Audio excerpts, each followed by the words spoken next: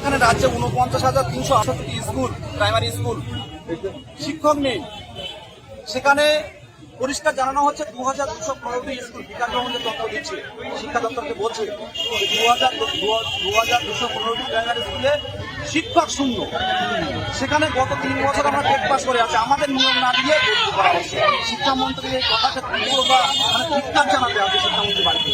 আপনার 2022 সালের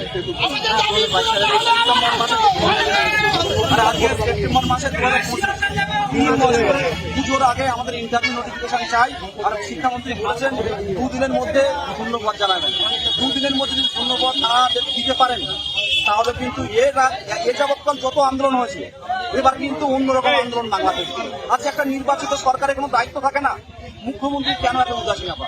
দেখতে পাচ্ছেন প্রাইমারি স্কুলগুলো বন্ধ, শিক্ষক দিবসে শিক্ষকরা রাজপথে, তারপরেও কেন এরকম উদাসীনতা?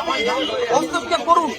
আমি শুধু ভাষা আন্দোলন নিয়ে করে থাকলে হবে না, যে বাংলা ভাষার স্কুলগুলো বন্ধ হচ্ছে, কেন উদাসীনতা তৈরি করছেন?